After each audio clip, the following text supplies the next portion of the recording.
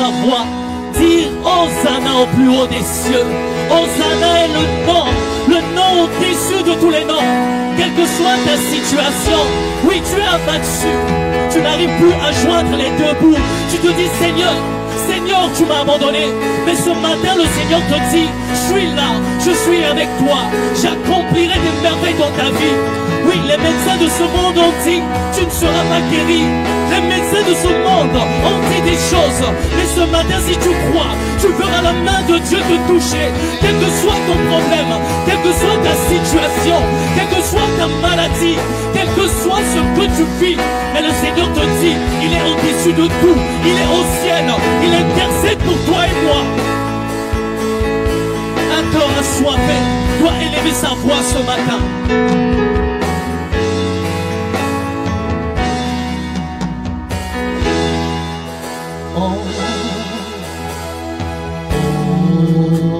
Hosanna au plus haut des cieux, que notre roi soit glorifié. Est-ce que tu réalises les paroles de ce chant?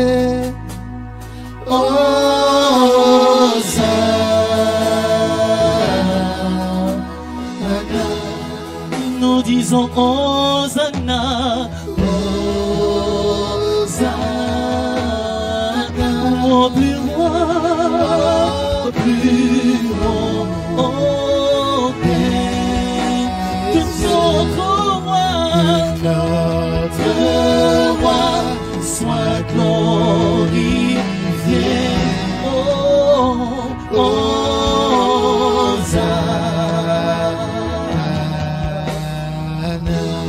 Jésus, nous t'élevons plus haut, oh, plus haut, nous t'élevons plus haut. Jésus, nous t'élevons plus haut, Seigneur, nous t'élevons plus haut ce matin. Prends la première place, Seigneur, que l'atmosphère change en ce lieu.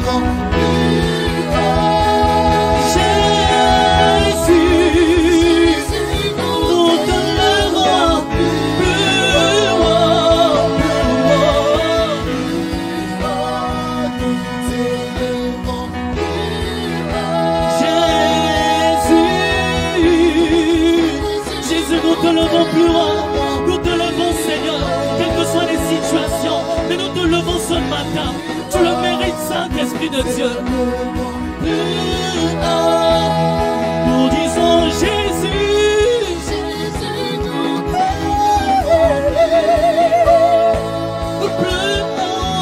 plus haut, nous te levons plus haut.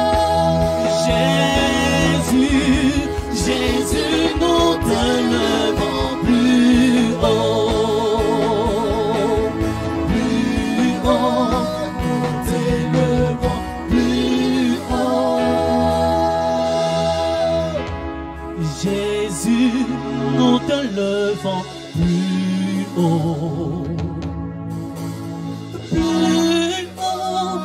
nous t'élevons plus haut.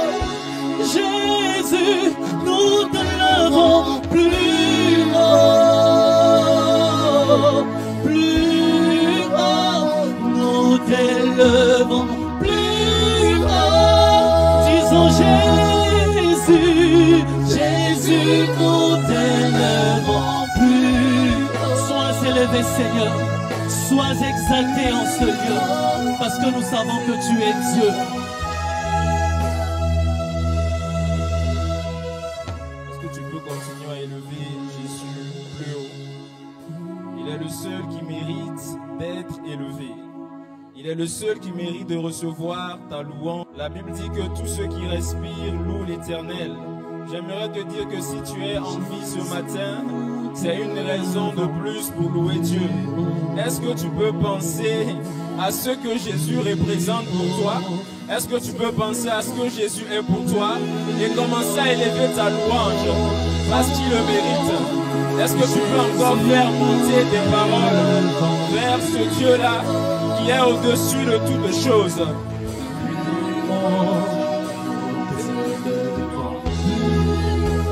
Oh Jésus, Jésus, nous t'élèvons plus haut,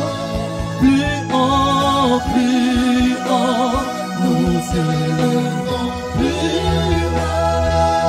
Jésus, nous t'élèvons, nous t'élèvons, nous t'élèvons, nous t'élèvons plus haut.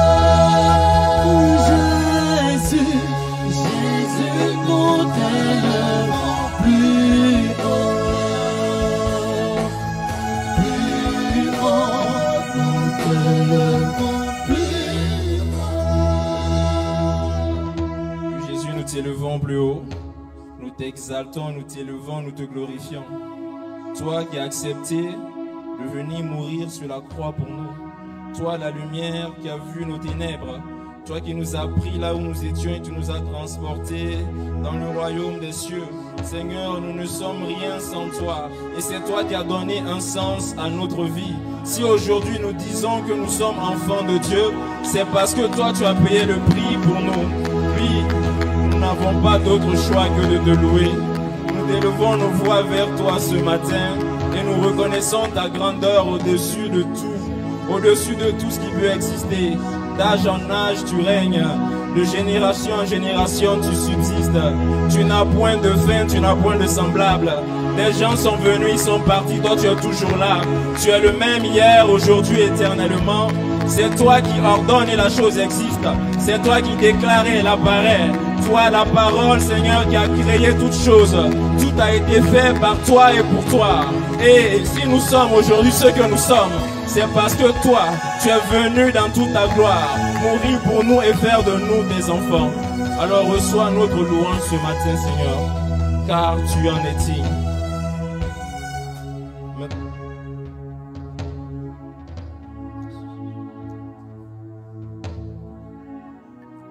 Maintenant que nous voulons écouter ta parole, Seigneur, viens nous parler. Viens parler à nos cœurs. Viens parler à chacun d'entre nous. Que tout ce qui va s'opposer, tout raisonnement, tout fondement, Seigneur, qui va s'opposer à la connaissance de ta parole, soit renversé ce matin au nom puissant de Jésus. Je prie, Père, afin que tu prennes le contrôle par ton esprit. Que tout ce qui n'est pas de toi, qui veut empêcher quelqu'un de recevoir ta parole, disparaisse au nom puissant de Jésus. Que ta parole, Seigneur, soit sémée dans nos cœurs et produise du fruit dans nos vies. Au nom puissant de Jésus. Amen. Amen. Je vous prie de prendre place.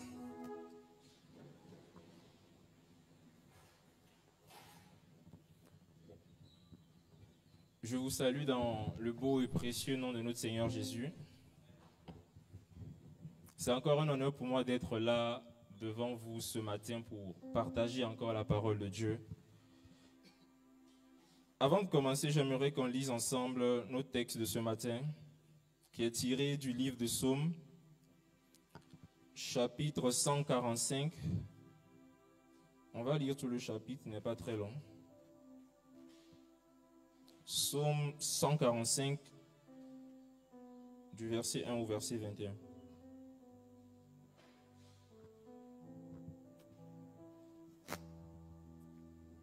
Je lis au nom de Jésus. Amen. Louange de David, je t'exalterai, ô mon Dieu, mon roi, et je bénirai ton nom à toujours et à perpétuité. Chaque jour, je te bénirai, et je célébrerai ton nom à toujours et à perpétuité. L'Éternel est grand et digne de louange, et sa grandeur est insondable. Que chaque génération célèbre tes œuvres et publie tes hauts faits. Je dirai la splendeur glorieuse de ta majesté. Je chanterai tes merveilles. On parlera de ta puissance redoutable et je raconterai ta grandeur. qu'on proclame le souvenir de ton immense bonté et qu'on célèbre ta justice. L'Éternel est miséricordieux et compatissant, lent à la colère et plein de bonté. L'Éternel est bon envers tous et ses compassions s'étendent sur toutes ses œuvres. Toutes tes œuvres te loueront, ô Éternel, et tes fidèles te béniront. Ils diront la gloire de ton règne et ils proclameront ta puissance pour faire connaître au Fils de l'homme ta puissance et la splendeur glorieuse de ton règne. Ton règne est un règne de tous les siècles et ta domination subsiste dans tous les âges. L'Éternel soutient tous ceux qui tombent et il redresse tous ceux qui sont courbés.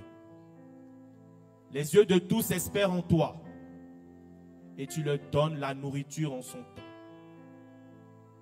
Tu ouvres ta main et tu rassasies à souhait tout ce qui a vie. L'Éternel est juste dans toutes ses voies et miséricordieux dans toutes ses œuvres. L'Éternel est près de tous ceux qui l'invoquent, de tous ceux qui l'invoquent avec sincérité. Il accomplit les désirs de ceux qui le craignent. Il entend leurs cris et il les sauve. L'Éternel garde tous ceux qui l'aiment et il détruit tous les méchants. Que ma bouche publie la louange de l'Éternel et que toute chair bénisse son saint nom, à toujours et à perpétuité. Amen. Amen. Est-ce qu'on peut répéter ensemble le dernier verset? Que ma bouche, ange du ciel, son Saint à toujours et à perpétuité. C'est de ce verset que je tire le thème de mon message de ce matin qui est intitulé « Vivre dans la louange ». Donc, je vais commencer par raconter une petite anecdote.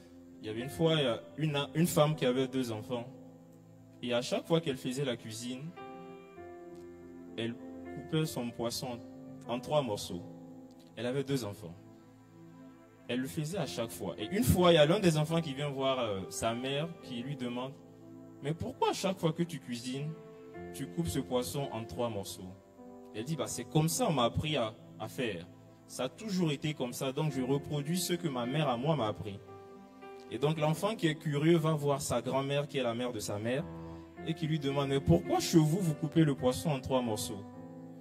Et c'est là que sa grand-mère lui dit « En fait, ta mère, elle avait 2 frères. Et comme ils étaient 3, pour ne pas créer de dispute, je coupais le poisson en 3 morceaux pour que ça le facilite la tâche. » Mais sa fille n'avait pas compris ça. Elle avait reproduit ce que sa mère avait fait, mais sans comprendre le sens. Et donc, lorsqu'elle a compris cela, elle a dit « Bon, désormais, pourquoi me fatiguer à couper le poisson en 3 morceaux? Je vais désormais le couper en 2 morceaux parce que vous êtes 2. » Qu'est-ce que cette mère-là a compris? Elle a compris qu'il ne s'agit pas juste de reproduire les œuvres sans en comprendre le sens. Parce que lorsqu'on a l'habitude de faire des choses sans comprendre pourquoi on le fait, ça finit par perdre son sens. Est-ce qu'aujourd'hui on n'est pas trop dans un copier-coller des choses qu'on a toujours fait? On fait les choses parce qu'on a toujours vu, mais est-ce qu'on comprend réellement pourquoi on le fait? La dernière fois je disais qu'il y a une différence entre un disciple et un fan. Le fan, c'est celui-là qui a l'habitude de voir ce que les autres font et de suivre la foule. Mais le disciple, il est intentionnel dans ce qu'il fait. Lorsque je comprends quelque chose, je deviens intentionnel dans ma manière d'agir. C'est bien de copier-coller les choses chez les autres. Mais si je ne comprends pas pourquoi est-ce qu'ils sont en train de faire la chose, alors ça perd tout son sens. Et ce que le Seigneur veut, c'est que nous vivions dans la louange, mais pas dans une louange superficielle. Parce que lorsque ma louange, elle est copiée sans comprendre pourquoi est-ce que je fais ça, elle devient superficielle. Il veut que nous allions en profondeur. Quand je viens à l'église, je vois certains taper les mains, je vois d'autres danser, je vois certains chanter. Je chante comme eux, je fais comme eux. Mais est-ce que je comprends pourquoi est-ce que je dois taper les mains à l'église? Est-ce que je comprends pourquoi est-ce que je dois bouger à l'église? Est-ce que je comprends pourquoi est-ce que je dois faire ces choses-là à l'église? Si je ne le comprends pas, je vais toujours faire comme les autres et ne pas savoir pourquoi quelqu'un se met à genoux pendant la louange, pourquoi quelqu'un est en train de pleurer. Peut-être que je vais penser que c'est comme ça, c'est un style, c'est un mode de vie. Mais en réalité, si je ne sais pas pourquoi je le fais, je ne vivrai jamais la louange dans sa profondeur. Le message de ce matin est venu pour amener quelqu'un à louer Dieu non plus de façon superficielle, mais à le louer en profondeur. Parce que ce que Dieu nous amène à faire, c'est de vivre continuellement dans la louange. Que notre louange ne dépende pas de ce qu'on a déjà vu, mais qu'à partir de ce qu'on sait de la louange, on arrive à l'adapter à nous-mêmes et à faire quelque chose qui va nous amener plus en profondeur avec Dieu. Amen. Alors j'ai dit, si on doit vivre dans la louange, c'est important de comprendre c'est quoi la louange. Je ne peux pas vivre dans quelque chose si je ne comprends pas pourquoi. Voilà pourquoi quand deux personnes veulent se marier, ils veulent vivre dans le mariage, ils font des cours de préparation au mariage pour savoir c'est quoi le mariage, comment ça se passe. Lorsque je veux vivre dans la louange, si je ne sais pas c'est quoi la louange, je ne comprends pas la louange, j'aurai du mal à vivre dans cette louange-là. Si je dois donner une définition de la louange, j'aime pas trop la définition parce que ça limite le sens, mais j'ai essayé de proposer une définition. La louange, c'est la manière dont j'exprime à Dieu ce que je ressens après avoir reconnu ses œuvres. Je vais me limiter là d'abord. Chaque mot est intentionnellement choisi. C'est la manière dont j'exprime à Dieu ce que je ressens après avoir reconnu ses œuvres. Et de là, on comprend que la louange, ce n'est pas seulement danser. Danser fait partie de la louange. Mais la louange ne se limite pas à danser. Est-ce qu'on nous a toujours dit que non, lorsque je danse, c'est ça la louange? Et lorsque c'est calme, c'est ça l'adoration? Non, c'est qu'une question de style de musique. La louange, ce n'est pas uniquement danser. Vous savez, la différence, il n'y a pas une grande différence entre la louange et l'adoration. Mais l'adoration, c'est plutôt une question de relation.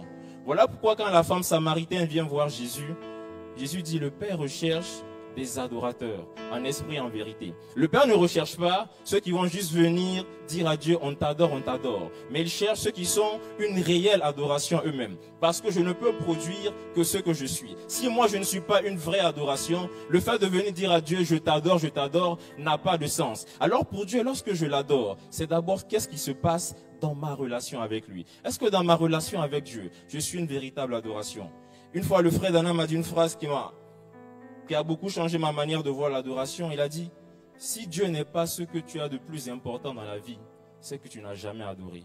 Ce n'est pas lorsqu'on vient à l'église, on dit Dieu, je t'aime, je t'adore. Mais dehors, on refuse de mettre en pratique la parole de Dieu. Ce n'est pas une adoration. Le Seigneur nous dit que c'est du bruit que nous faisons parce qu'il dit celui qui m'aime, c'est celui qui garde mes commandements. On ne peut pas dire à Dieu qu'on l'aime, si on déteste notre prochain. Il dit, comment tu peux dire à Dieu que tu ne vois pas que tu l'aimes, si ton frère que tu vois, tu ne l'aimes pas. Ça ne sert à rien de venir dire de belles paroles à Dieu, Seigneur, je t'aime, si en réalité, dans notre relation avec Dieu n'est pas vraie. Notre relation avec Dieu n'est pas sincère. La véritable adoration, c'est ce qui se passe en esprit et en vérité. Dieu ne recherche pas d'abord de belles paroles. Dieu recherche la manière dont tu vis ta relation avec lui. Alors c'est ce qui se passe dans l'intimité avec Dieu, qui est une réelle adoration. Pas les belles paroles d'abord. Est-ce que nous sommes des adorateurs? Mais aujourd'hui, je ne veux pas parler de l'adoration. Je veux parler de la louange. La louange, comme je l'ai dit tout à l'heure, c'est la manière dont j'exprime à Dieu ce que je ressens après avoir reconnu ses œuvres. J'ai parlé de manière parce qu'on peut louer Dieu de plusieurs manières. Je peux danser pour louer Dieu. Je peux chanter pour louer Dieu. Je peux acclamer pour louer Dieu. Je peux pousser des cris de joie pour louer Dieu. Je peux même m'agenouiller pour louer Dieu. Je peux même pleurer pour louer Dieu. Tout dépend de la manière. Voilà pourquoi il y a plusieurs formes de louange. Mais ça arrive comment? C'est ce que je ressens et quand j'ai reconnu ses œuvres. Vous savez, les œuvres de Dieu sont diverses. On peut parler de son amour, on peut parler de sa bonté, on peut parler de sa fidélité, de sa puissance, de ses miracles, de sa protection, de tout ce qu'il fait pour nous au quotidien. Alors lorsque je vois les œuvres de Dieu et que je ressens quelque chose, ce que je lui exprime, c'est ça ma louange. Et je termine ma définition en disant, et cela se passe, peu importe les circonstances. C'est là le problème. David va dire, je bénirai l'Éternel en tout temps. Sa louange sera toujours dans ma bouche. Le problème est que souvent on veut attendre que Dieu fasse quelque chose pour nous, pour le louer.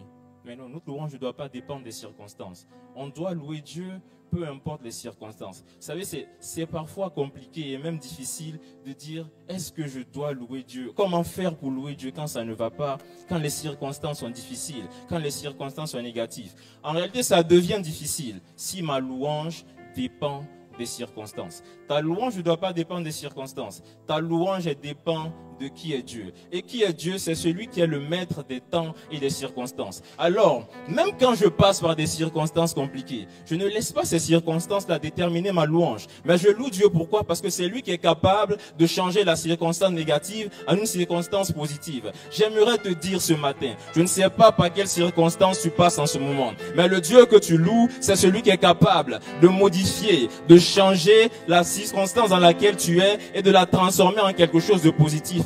Ne laisse pas ça t'empêcher de louer Dieu. Ne laisse pas ça t'empêcher d'exprimer ce que tu dois ressentir à Dieu. Parce que peu importe ce par quoi tu passes, lui il maîtrise. Même si tu ne sais pas, lui il le maîtrise. Il sait comment t'amener dans ce qui est bien pour toi. Le Dieu qu'on doit louer, c'est le maître des temps et des circonstances.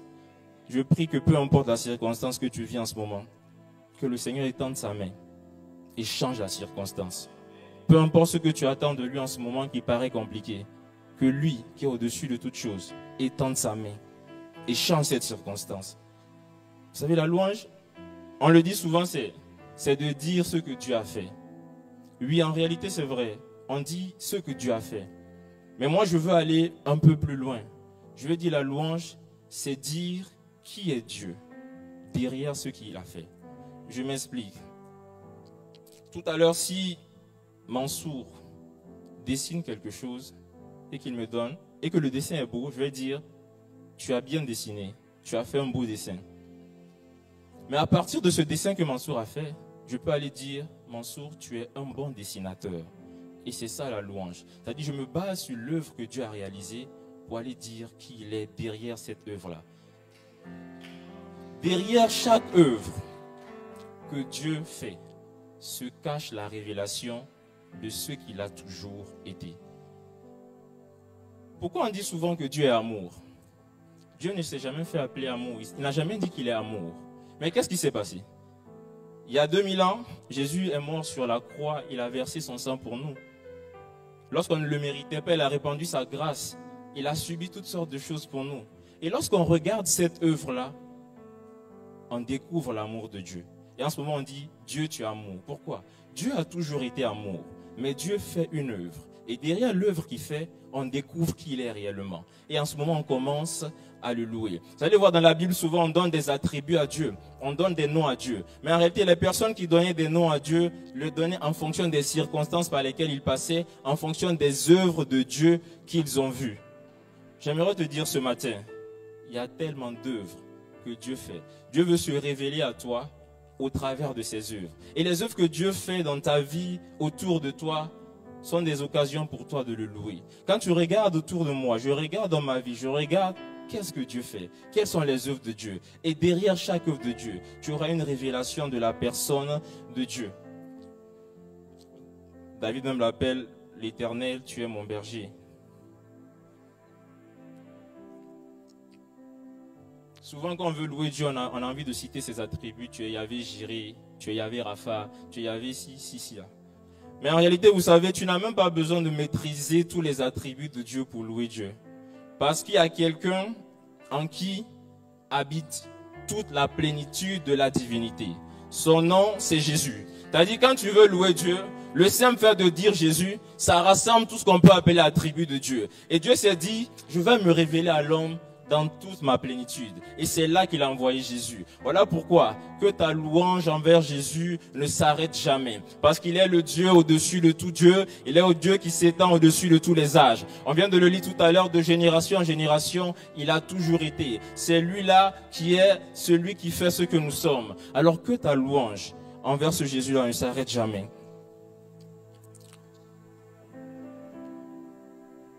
Je veux qu'on lise un passage dans Psaume 139. Vous savez, la louange, on va lire d'abord Psaume 139 du verset 13 au verset 16. Psaume 139 du verset 13 au verset 14. C'est toi qui as formé mes reins, qui m'as tissé dans le sein de ma mère. Je te loue de ce que je suis une créature si merveilleuse. Tes œuvres sont admirables et mon âme le reconnaît bien. Amen. Tu peux revenir sur la première partie. C'est David qui parle. Il dit, c'est toi qui m'as formé. C'est toi qui as fait ce que je suis. Je te loue de ce que je suis une créature si merveilleuse. Qui croit ici qu'il est une créature si merveilleuse?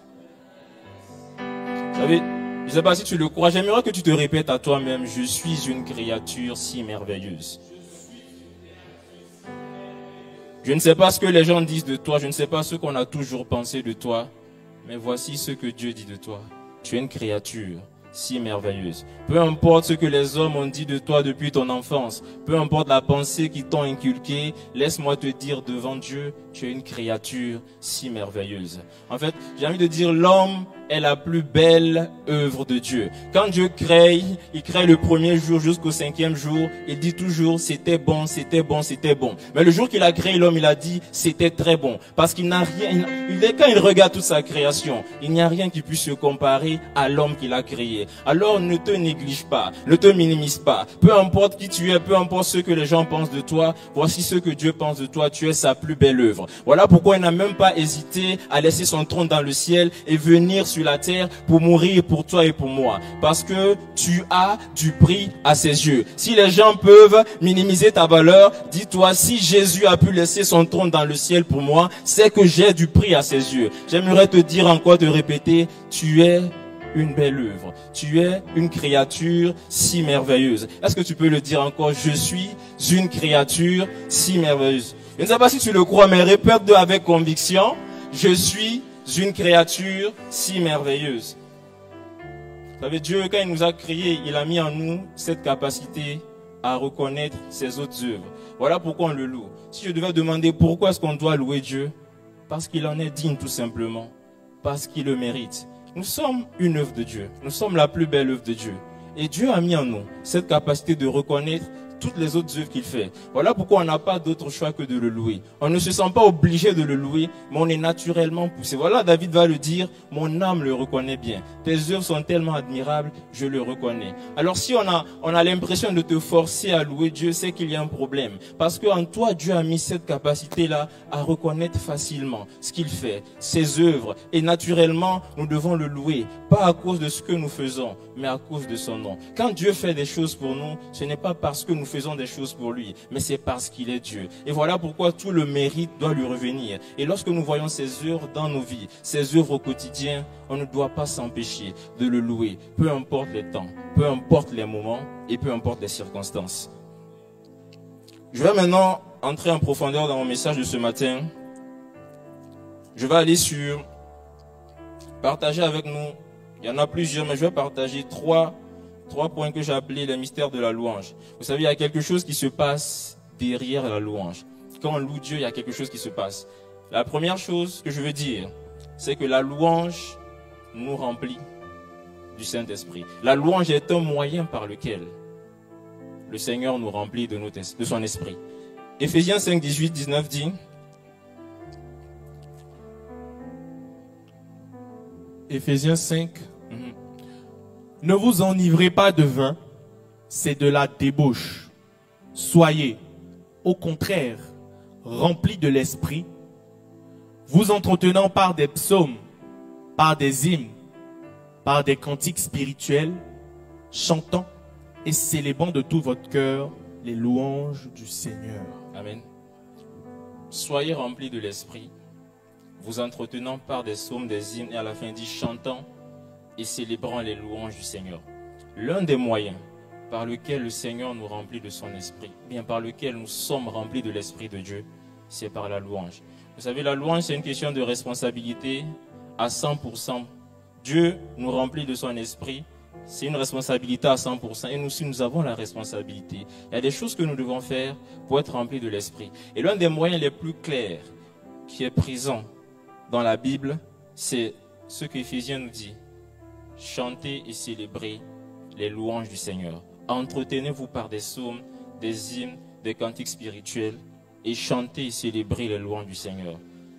Si je veux être rempli du Saint-Esprit, je ne peux pas ignorer la louange. Si je veux que le Seigneur me remplisse de son esprit, je ne peux pas passer à côté de la louange. Vous savez, quand il disait ça aux Éphésiens, les Éphésiens disaient ne vous enivrez pas de vin, mais soyez remplis de l'esprit. C'était pour ne pas dire soyez ivres de l'esprit. Quand quelqu'un est ivre, en fait, il perd le contrôle. Donc quand Dieu nous dit soyez remplis de l'esprit, il veut dire perdez le contrôle sous l'influence du Saint-Esprit. C'est-à-dire, il y a quelque chose que j'arrivais pas à lâcher, je contrôlais tellement certaines choses, mais quand je suis rempli de l'Esprit, ma vie est influencée, elle est conduite par l'Esprit de Dieu. Si je me battais encore avec les œuvres de la chair, c'est parce que je suis rempli de l'Esprit que j'arrive à lutter contre ces choses-là et à suivre la direction de l'Esprit. Lorsqu'on est rempli de l'Esprit, en fait, quand quelqu'un est ivre, il a sa volonté, mais il y a une force en lui qui veut tellement le conduire, l'amener quelque part. Il a une direction qu'il veut suivre, mais parce qu'il est ivre, on l'amène dans une autre direction qu'il n'a pas prévue. Le Seigneur veut t'amener dans des directions peut-être que tu n'as pas prévues.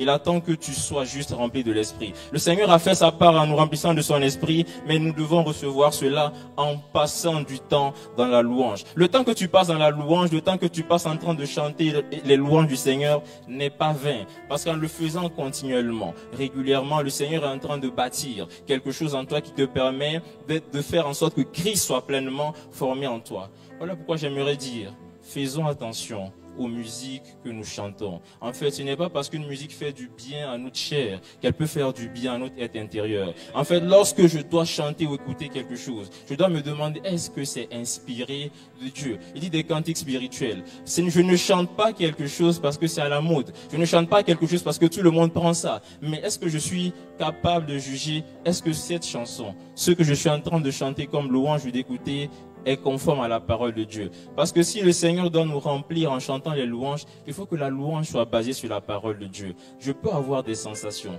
je peux avoir des frissons. C'est pas la mélodie qui me remplit de l'Esprit de Dieu, c'est le contenu des chants et des louanges qui me remplit de l'Esprit de Dieu. Alors, au quotidien, filtrons ce que nous écoutons, filtrons ce que nous chantons et disons en quoi cela m'édifie, en quoi cela est conforme à la parole de Dieu. C'est de cette manière que nous serons rempli du Saint-Esprit. Amen. Deuxième point, je vais dire que la louange est une arme offensive. On va lire 2 Chroniques 20 du verset 20 au verset 22. Avant de lire, c'est l'histoire du roi Josaphat qui devait partir en guerre. Mais il était affaibli, il avait peur. Et quand il consulte Dieu, Dieu lui dit que voici, vous allez remporter la victoire. Mais qu'est-ce qui se passe là après que Dieu lui ait dit ça? Non, l'Éternel lui a dit, Dieu vous combattra pour vous. Et après, qu'est-ce qui se passe? On va lire ensemble, 2 Chroniques 20.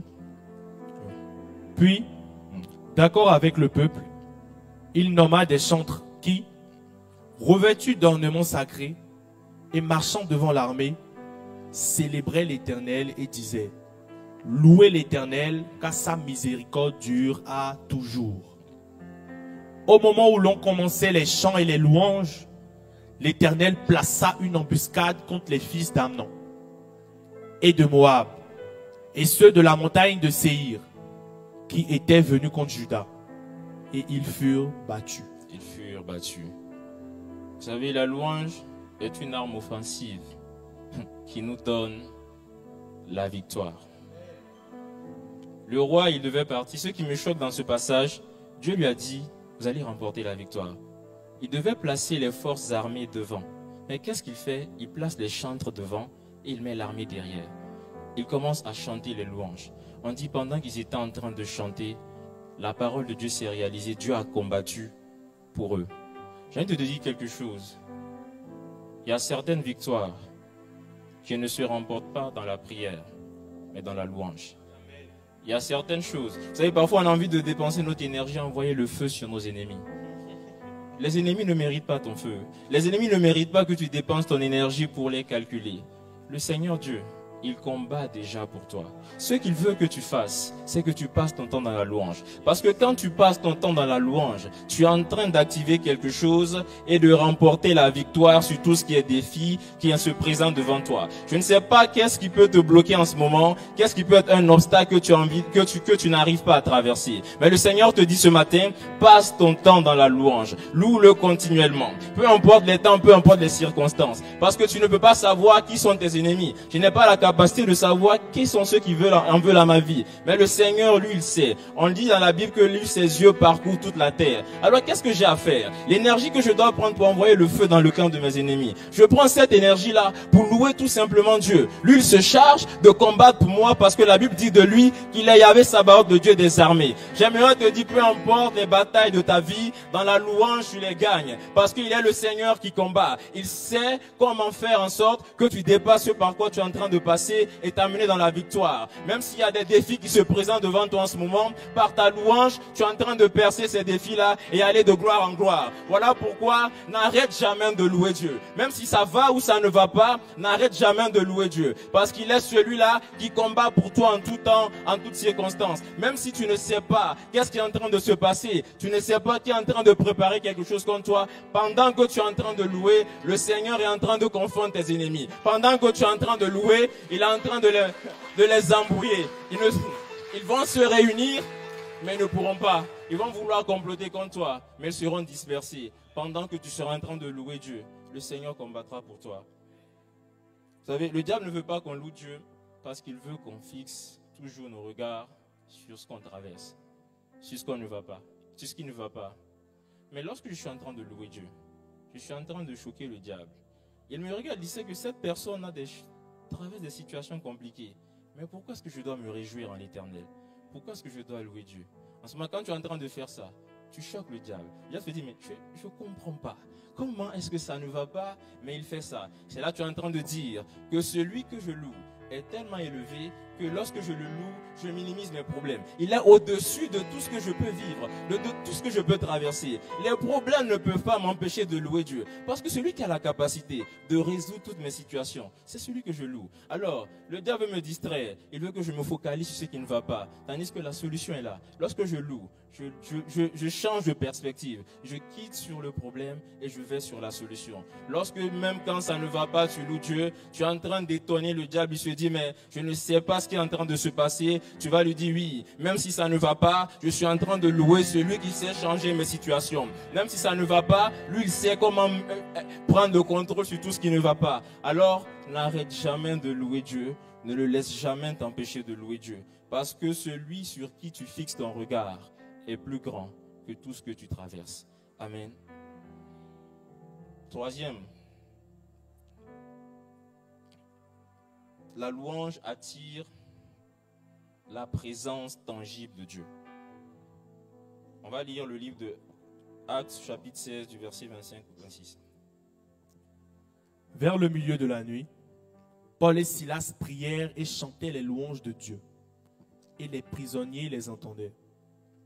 Tout à coup, il se fit un grand tremblement de terre, en sorte que les fondements de la prison furent ébranlés. Au même instant, toutes les portes s'ouvrirent et les liens de tous les prisonniers furent rompus. Amen. Paul et Silas étaient en prison, ils étaient enchaînés, ils n'avaient aucun moyen de sortir. La Bible dit pendant qu'ils étaient en train de prier et chanter les louanges de Dieu, quelque chose s'est passé dans cette prison.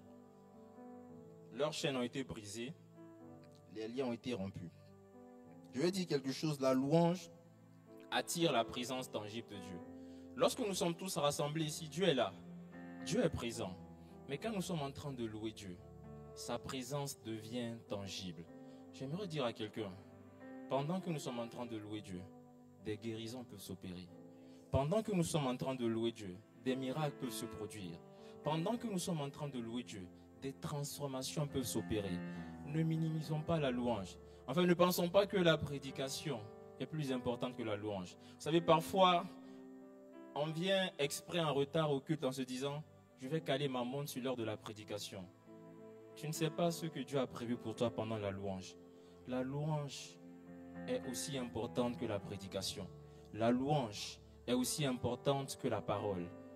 Parce que lorsque nous sommes en train de louer Dieu, on dit que la louange elle est puissante. Pourquoi on dit que la louange elle est puissante? Parce que lorsque nous sommes en train de louer, Dieu réagit à notre louange. Voilà pourquoi la Bible dit que Dieu siège au milieu de la louange de son peuple. Tu peux passer par quelque chose que tu ne sais pas. Tu n'as même pas prié pour ce sujet, mais pendant que tu es en train de louer Dieu, le Seigneur est en train d'opérer quelque chose en toi. Ne minimisons pas les temps de louange que nous sommes en train de passer. Ça ne peut qu'être que 5 minutes ou 10 minutes de louange, mais ces 5 minutes peuvent suffire à restaurer une destinée. Ces 5 minutes peuvent suffire à rattraper le temps que des années ont dévoré. J'aimerais dire, pendant que tu es en train de louer Dieu, même pendant quelques minutes, quelque chose est en train de se produire spirituellement. La louange n'est pas qu'émotionnelle, elle est aussi spirituelle. Il y a des choses qui sont en train de se passer quand tu es en train de louer Dieu. Ne pense pas que c'est juste un chant. Parfois on vient à l'église, on vient juste regarder les chants comme des spectateurs. En fait, ce n'est pas un spectacle qu'on vient assister. Lorsqu'on vient louer Dieu, c'est une rencontre entre nous et Dieu. Lorsque ma louange dépend de celui qui chante, alors je suis charnel dans ma manière de louer. Ma louange ne veut pas dépendre de la musique que j'aime. Parfois on refuse de louer Dieu parce que je ne maîtrise pas la musique. Ce n'est pas ça la louange. Pourquoi lorsqu'on loue Dieu, on a l'impression de nous forcer à louer Dieu? Les conducteurs de louange sont juste là pour nous conduire. La louange, c'est une rencontre entre nous et Dieu. Vous savez, on n'est pas là pour les regarder. Ils ne sont pas là pour nous impressionner. C'est une rencontre entre nous et Dieu. Lorsque je viens là, je dois savoir que non, il y a quelque chose que je dois vivre avec Dieu. Parfois, on est là, on commence à juger les gammes des chants. On dit qu'il n'a pas chanté dans la gamme qu'il fallait. Je ne sais pas si on est devenu spécialiste en musique, mais lorsque je me laisse distraire par cela et que ça empêche ma louange, alors je suis charnel dans ma manière de louer.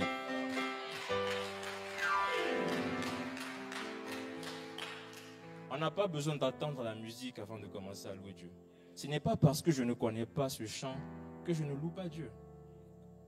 Il y a plusieurs manières de louer Dieu. Je peux parler, je peux lui dire, je peux lui raconter ce que j'ai à lui raconter. Mais pourquoi est-ce que je me laisse distraire? Parce que la note n'était pas bonne. Pourquoi est-ce que je me laisse distraire? Parce qu'en ce moment-là, je suis en train de laisser ma louange faire du bien à ma chair. En fait, la véritable louange, c'est ce qui se passe dans mon esprit. J'ai pas besoin, même s'il n'y a pas de piano aujourd'hui à l'église, ça ne peut pas m'empêcher de louer Dieu. Même s'il n'y a personne pour chanter, ça ne peut pas m'empêcher de louer Dieu. Que notre louange ne dépende pas des personnes, que notre louange ne dépende pas du chant, que notre louange ne dépende pas des instruments de musique, mais louons Dieu parce qu'on sait pourquoi. On sait ce qu'on ressent à l'intérieur de nous et on sait ce qu'on a envie de lui exprimer. Amen. Je vais aller maintenant vers la fin de mon message. Je vais terminer ce message en nous partageant des points sur comment louer Dieu. Vous savez, on ne loue pas Dieu comme on aime, mais on loue Dieu comme lui le veut. En se basant sur le texte qu'on a lu tout à l'heure, et aussi d'autres textes du livre des Psaumes, j'aimerais partager avec nous juste 4 petits points sur comment louer Dieu. La première des choses, c'est se souvenir de tous les bienfaits de Dieu. Si je veux louer Dieu véritablement, la première des choses, c'est me souvenir de tous les bienfaits de Dieu. On n'a pas besoin de louer Dieu pour ce qu'il a fait pour nous forcément aujourd'hui. Parfois on se dit qu'on n'a pas de raison de louer Dieu parce que Dieu ne fait rien pour moi en ce moment. Ou bien Dieu est silencieux dans ma vie en ce moment. Mais est-ce que tu sais ce que Dieu a fait pour toi il y a 5 ans, il y a 10 ans? S'il y a une chose pour laquelle Dieu n'est jamais fatigué, c'est d'entendre ce qu'il a fait pour toi, même il y a 5 ans. Aujourd'hui, je dis ce que Dieu a fait pour moi en 2015. Demain, je lui dirai encore ce qu'il a fait pour moi en 2015. Après, demain, je lui dirai ce qu'il a fait pour moi en 2015. Lorsque je n'ai pas cette capacité à me souvenir de tout ce que Dieu a fait pour moi dans le passé, j'aurai du mal à louer Dieu comme il le veut. Aujourd'hui, oui, tu peux dire que Dieu ne fait pas beaucoup de choses dans ma vie. Mais n'y a-t-il pas quelque chose qu'il a fait au moins une seule fois dans ta vie? Chaque fois que je dois louer Dieu, je ne peux pas me fatiguer de rappeler cette chose qu'il a faite. Même si c'est une seule chose. Chaque jour, Dieu a besoin d'entendre. Rappelle-lui cette louange. Rappelle-lui ses bienfaits plutôt. Rappelle-lui ce qu'il a fait. Rappelle-lui ce qu'il a fait dans ta vie. Lorsque nous sommes en train de nous rappeler de tous les bienfaits de Dieu, nous sommes en train de louer Dieu comme il le veut. Vous savez, même s'il y a un souvenir que tu peux oublier, le souvenir qu'on ne peut jamais oublier, c'est ce que Jésus a fait pour nous à la croix, ce jour-là, il y a 2000 ans. C'est-à-dire, chaque fois que je dois louer Dieu, Seigneur, je me rappelle qu'il y a 2000 ans, tu es venu mourir à la croix pour moi et tu m'as sauvé, tu m'as délivré de là où j'étais et tu m'as transporté dans ton royaume. C'est un souvenir qui ne doit jamais nous quitter. Quand je dois louer Dieu, je dois me souvenir que, ouais, il a payé le prix pour ma rédemption. Et peu importe ce qu'il a fait pour moi, peu importe ce que je ne vois pas en ce moment, il a quand même fait quelque chose pour moi dans le passé et je ne dois pas m'empêcher de louer Dieu. N'attendons pas forcément le présent pour louer Dieu. Il y a tellement de choses que Dieu a fait pour nous dans le passé. En nous souvenant de tout ce qu'il a fait, alors nous sommes en train de louer Dieu comme il le faut. Deuxième des choses, après le souvenir, ce que j'appelle la contemplation. Et David le fait très bien. Quand vous lisez les psaumes de David, il peut même regarder la nature. Il commence à louer Dieu pour sa grandeur. Il regarde la mer, il regarde les montagnes, il regarde les vallées. Il dit, Dieu, tu es grand. Qui nous a dit que pour louer Dieu, on doit se baser sur notre propre vie? Est-ce qu'on peut regarder autour de nous et regarder combien sont grandes les œuvres de Dieu? Parfois, on veut juste attendre que Dieu fasse quelque chose pour nous, pour le louer. Est-ce qu'on a déjà loué Dieu pour ce qu'il a fait dans la vie de notre frère? Est-ce qu'on a déjà loué Dieu pour ce qu'il a fait dans la vie de notre prochain? Mais à chaque fois que Dieu fait quelque chose pour les autres, on se plaint. Seigneur, pourquoi pas moi? Pourquoi toujours les autres? Dieu fait des choses dans la vie des autres pour qu'on le loue également. N'attendons pas forcément que Dieu fasse quelque chose pour nous avant de le louer. Voilà pourquoi il nous appelle à la contemplation. Quand je regarde la nature, quand je regarde mes frères, mes sœurs, quand je regarde autour de moi, il y a tellement de raisons pour lesquelles je dois louer Dieu.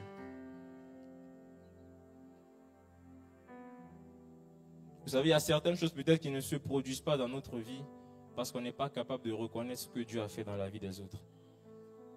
Est-ce que pendant la louange, on est capable de s'effacer un moment, de dire, Seigneur, je te dis merci parce que tel frère était malade, mais tu l'as guéri. Seigneur, je te dis merci parce que telle personne passait par des moments compliqués, mais tu agis. Est-ce qu'on est capable de reconnaître les œuvres que Dieu fait dans la vie des autres? C'est à ce moment que notre louange, elle devient efficace. Parfois, Dieu veut qu'on s'oublie un peu, qu'on oublie ce qu'il a fait pour nous, mais qu'on regarde ce qu'il fait autour de nous, ce qu'il fait dans la nature, ce qu'il fait dans la vie des gens. Et on trouvera tellement de raisons pour le louer. Troisième, comment louer Dieu? Après le souvenir, la contemplation, j'ai appelé ça la reconnaissance. Être reconnaissant pour toutes ses œuvres. Vous savez, la reconnaissance, ce n'est pas de dire d'abord merci à Dieu. Je peux dire merci à quelqu'un sans être reconnaissant. Je peux dire merci à quelqu'un parce que c'est un slogan. Je peux dire merci à quelqu'un parce qu'on m'a habitué à dire merci lorsqu'on me fait quelque chose. Mais est-ce que lorsque nous disons merci à Dieu, nous sommes reconnaissants? La reconnaissance, c'est ce qui se produit à l'intérieur de nous. La reconnaissance, c'est ce qui se produit dans notre cœur. Parce que je peux dire merci à mon soeur juste parce que je veux lui faire plaisir, je dis merci. Mais si je ne suis pas reconnaissant, en fait, mon merci n'a pas de valeur. La reconnaissance, c'est ce que je ressens. Est-ce qu'au fond de moi, je suis vraiment reconnaissant pour ce que Dieu a fait? Vous savez, parfois, lorsqu'on vient prier, qu'on nous dit, on va organiser une session de prière, de combat spirituel par exemple, on a toute l'énergie, on peut prier pendant des heures. Mais quand on dit on va rendre grâce à Dieu, Seigneur, je te dis merci, Amen. Pourquoi? Parce qu'on se dit, est-ce qu'on est reconnaissant quand on dit merci à Dieu? Est-ce que le fait pour nous de dire merci à Dieu n'est pas devenu quelque chose qu'on met au début de notre prière? On dit, bon, avant de prier, je vais d'abord dire merci à Dieu, puis je vais raconter tout ce que j'ai à dire. Ce par quoi tu passes, Dieu le sait déjà. Les difficultés ou les problèmes par lesquels tu peux passer, Dieu les connaît. Mais est-ce que nous sommes reconnaissants envers Dieu? Est-ce qu'il y a ce sentiment de reconnaissance-là qui nous anime? Lorsque je veux dire merci à Dieu, il ne s'agit pas seulement de parler. Mais qu'est-ce que je ressens au fond de moi? Je ne pourrais pas louer Dieu efficacement si dans mon cœur je ne ressens rien. Je vais chanter comme les autres à l'église, mais rien ne va se passer. Pourquoi? Parce qu'au fond de moi, je ne ressens rien. Je chante juste parce qu'il faut chanter. Je dis merci juste parce qu'on m'a dit de dire merci. Mais est-ce qu'on est reconnaissant? En fait, la reconnaissance ne viendra pas tant que je ne me souviens pas et que je ne contemple pas. C'est parce que je me souviens et parce que je commence à contempler que ça crée en moi un sentiment de reconnaissance. Et cela m'amène maintenant à louer Dieu comme il le faut. Ne limitons pas la louange à quelque chose qu'on a l'habitude de faire, mais louons Dieu comme il le veut. Et ce qui m'amène maintenant à la dernière chose, qui est exprimer ce qu'on ressent pour Dieu. C'est en ce moment-là que je commence à soit parler, c'est à ce moment-là que je commence à chanter. C'est à ce moment-là que je commence à danser, à pousser des cris de joie, à acclamer. Parce que là, je suis reconnaissant. Je peux maintenant exprimer ma louange envers Dieu. Le fait de chanter, le fait de danser ne diminue en rien notre charisme. Vous savez, parfois on vient à l'église, pendant la louange, on croise les bras, on regarde. Nous ne sommes pas venus pour quelqu'un, nous sommes venus pour Dieu. On n'a pas besoin de rester statique pendant la louange. En fait, parfois nous sommes venus en mode observateur. Le Seigneur mérite qu'on acclame pour lui. Peu importe nos statuts sociaux, le Seigneur mérite qu'on chante pour lui. Le Seigneur mérite qu'on danse pour lui. Le Seigneur mérite qu'on pousse des cris de joie pour lui.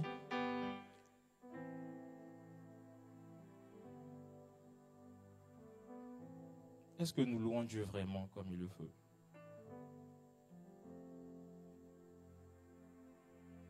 Dieu veut qu'on le loue réellement. Il veut qu'on exprime ce qu'on ressent. Vous savez, la louange, quand on exprime, il y a une dimension physique. C'est ce que je fais avec mes mains, ce que je fais avec mon corps.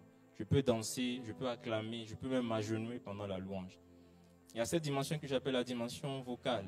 C'est là où je chante, là où je commence à crier, à pousser des cris de joie. Il y a cette dimension que j'appelle la dimension verbale. C'est quand je commence à parler à Dieu. La louange, c'est aussi parler à Dieu. Peut-être ce n'est pas forcément chanter, mais je peux commencer à parler. Parce que j'ai tellement de choses à dire. Vous savez, c'est de l'abondance du cœur que la bouche parle. Si dans mon cœur, il y a tellement de raisons pour lesquelles je dois dire merci à Dieu, alors on ne va même pas me dire commencer à parler. On ne va même pas me dire commencer à louer Dieu. Je vais naturellement commencer à louer Dieu parce que dans mon cœur, je suis reconnaissant. J'aimerais ajouter cette dimension, la dimension de la musique. Voilà pourquoi on le célèbre aussi avec les instruments de musique. Il y a aussi une dimension que j'appelle la dimension financière. Vous savez, dire merci à Dieu, louer Dieu, on le loue aussi avec nos biens, avec ce qu'on possède. Lorsque je loue Dieu comme il le faut, j'ai toutes les raisons de lui offrir en fait. Ce que j'offre à Dieu ne vaut pas ce qu'il fait pour moi. Ce n'est pas équivalent à ce qu'il fait pour moi. Mais c'est une manière pour moi d'être reconnaissant et de lui dire merci. Vous êtes d'accord avec moi que parfois on dit merci aux autres. Pas juste en leur disant merci, mais aussi en leur offrant quelque chose, en leur offrant des cadeaux. Dieu ne mérite-t-il pas de recevoir aussi nos cadeaux? Il ne mérite pas de recevoir aussi nos offrandes. Parfois nous prenons nos offrandes, nous les minimisons, on se dit bon je vais juste donner ça. La Bible dit que chacun donne comme il l'a résolu dans son cœur. Je peux louer Dieu avec mes offrandes en disant, quand je regarde ce que Dieu fait pour moi, quand je regarde ce que Dieu a fait dans ma vie, alors je résous dans mon cœur de lui donner ça. Louer Dieu, c'est aussi lui offrir les choses. Et je veux conclure mon message en disant que bien prier, c'est d'abord bien louer. Voilà pourquoi quand Jésus apprend à ses disciples à prier, la première phrase qu'il dit, que ton nom soit sanctifié. Ne soyons pas pressés de venir raconter nos besoins à Dieu. Dieu connaît nos besoins. Mais ce qu'il a envie d'entendre d'abord, c'est que son nom soit sanctifié. Et il y a ce passage qui dit, dans le livre de Psaume 145, 21, qu'on vient de lire, « Je dirai les louanges de l'Éternel, toute créature le bénira éternellement pour son saint nom, jusque dans l'éternité. » Si le Seigneur nous a créés, si le Seigneur nous a fait, c'est pour le louer. Alors tant que nous sommes sur cette terre, la louange doit faire partie de notre quotidien. Qu'il pleuve, qu'il neige, le jour, la nuit, ne nous arrêtons jamais de louer Dieu. J'aimerais qu'on fasse quelque chose ensemble. Ulrich, peut mettre la dernière slide. J'aimerais qu'on mette en pratique quelque chose ce matin, juste pendant quelques minutes. Ces 4 points qu'on vient de citer tout à l'heure, je vais nous demander de nous lever. On va exprimer à Dieu notre louange. Mais j'aimerais que tu commences d'abord par te souvenir de tous les bienfaits de Dieu. Tu commences par te souvenir et commences à contempler. Pendant que tu continues de contempler, parle à Dieu. Exprime ce que tu ressens. Exprime ce que tu ressens au fond de ton cœur. J'aimerais qu'on crée une atmosphère de louange ce matin. Qu'on loue Dieu avec nos mots, qu'on loue Dieu avec nos mains, on loue Dieu avec nos chants. Mais j'aimerais que tu commences d'abord à te souvenir et on va élever le nom de Jésus ce matin. Mais commence à penser. qu'est-ce que Dieu a fait pour toi? Quand tu étais dans les moments difficiles, est-ce que Dieu n'a-t-il pas été là? Quand c'était compliqué, Dieu n'a-t-il pas agi? Commence à te rappeler de ces moments difficiles par lesquels tu passais. Ces moments qui étaient durs à vivre, mais desquels Dieu t'a fait sortir. Commence à contempler autour de toi, dans ta famille, dans la vie de tes amis, ce que Dieu a fait. Commence à contempler ses œuvres admirables. Et on va élever le nom de Jésus ensemble, en disant: Jésus, Jésus, Jésus, tu es élevé au-dessus de tout. En disant Jésus, Jésus, Jésus, Jésus, tu es élevé au-dessus de tout. En disant Jésus, oh Shaddai, tu es élevé au-dessus de tout. Nous disons Jésus, le lion de Juda, tu es élevé au-dessus de tout. Nous disons Jésus, Jésus, Jésus, tu es élevé au-dessus de tout. Tu es élevé au-dessus de tout. Tu es élevé au-dessus de tout. Nous disons Jésus, Jésus, Jésus, Jésus, Jésus, tu es élevé au-dessus de tout.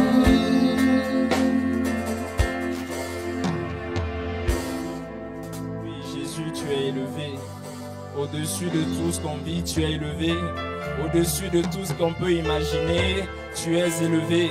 C'est toi qui es au-dessus de tout ce qui peut exister, que ce soit sur la terre, sous la terre, dans la mer, dans les cieux. Oui, lorsqu'on pense à ce parcours, oui, lorsqu'on pense à ce qui s'est passé il y a des années en arrière, on se rend compte que tu es toujours fidèle. Tu as toujours été fidèle. Jamais tu ne nous as abandonnés. On veut se souvenir de tous tes bienfaits dans nos vies aujourd'hui. Oui, reconnaître que ouais, tu as été là quand c'était compliqué. Tu étais là quand c'était difficile. Parfois on ne savait pas comment nous en sortir. Mais tu as toujours été là pour nous amener à dépasser ce qu'on vit. Est-ce que ce qu'on vit maintenant peut nous empêcher de louer Dieu? Oui, Jésus, nous t'élevons parce que tu le mérites. Oui, Jésus, nous t'élevons parce que tu en es digne. Oui, Jésus, nous t'élevons parce que tu es élevé au-dessus de toutes choses. Oui, nous t'élevons, Jésus. Oui, nous voulons contempler tes œuvres. Nous voulons contempler ce que tu fais. Nous voulons contempler ce que tu fais autour de nous.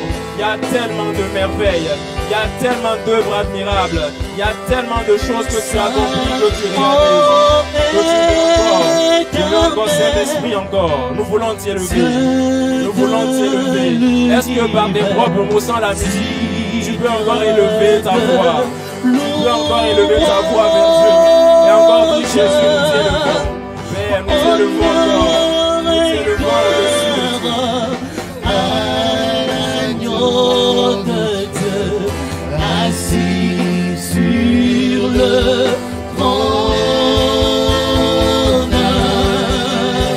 tu règnes à ta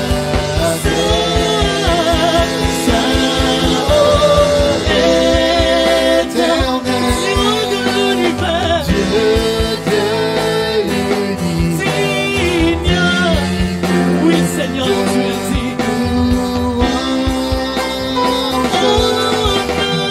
Oh,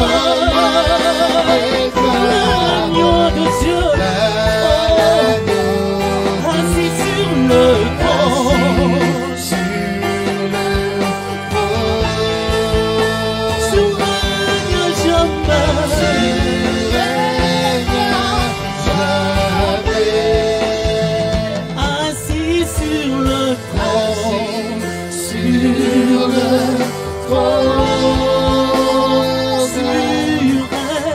tu règnes jamais. Est-ce que tu peux commencer à parler à Dieu? J'aimerais que sans la musique, que tu parles à Dieu, que tu exprimes ce que tu ressens au fond de toi maintenant, que tu commences à faire monter des paroles vers Dieu. Est-ce que tu peux commencer à parler à Dieu? Est-ce que tu peux commencer à exprimer ta louange? Est-ce que tu peux commencer à exprimer ce que tu ressens? Parce que il est là, il est présent, il est au milieu de nous ce matin. Commence à dire, peu importe la manière avec laquelle tu veux exprimer ta louange, commence à lui exprimer ta louange. Peu importe ce que tu veux faire, commence à lui exprimer ta louange.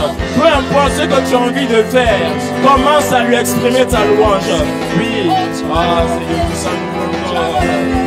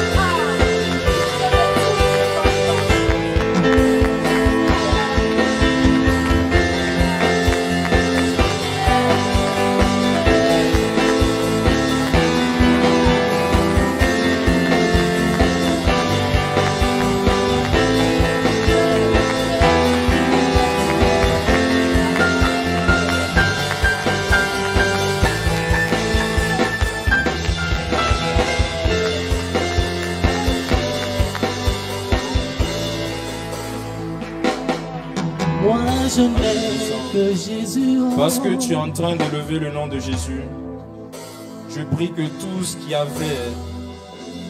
ce qui était comme un blocage dans ta vie disparaisse maintenant au nom puissant de Jésus. Amen.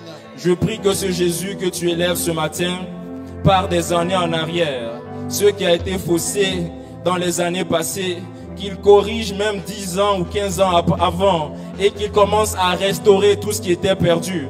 Je prie parce que tu as élevé le nom de Jésus, que tout ce qui était perdu commence à être retrouvé maintenant au nom puissant de Jésus. Je prie parce que le nom de Jésus est élevé, tout ce qui est comme défi que tu traverses, que tu commences à les dépasser à partir de ce matin au nom puissant de Jésus. Je prie que tout ce qui pouvait te bloquer, tout ce qui pouvait te retenir, commence à s'abaisser devant le nom de Jésus, au nom puissant de Jésus. Je prie maintenant, parce que le nom de Jésus est élevé, que tu commences à avoir de la victoire sur tous tes défis, de la victoire sur tous tes combats, de la victoire dans tout ce que tu traverses, et que tu commences à aller de gloire en gloire, que ceux qui te retenaient commencent à disparaître maintenant, et que le nom de Jésus soit élevé dans ta vie, dans ta famille, dans tes finances, dans tes projets, dans tout ce que tu entreprends, et que son nom soit glorifié au nom puissant de Jésus. Est-ce que tu peux encore élever ta voix et commencer à acclamer le Seigneur?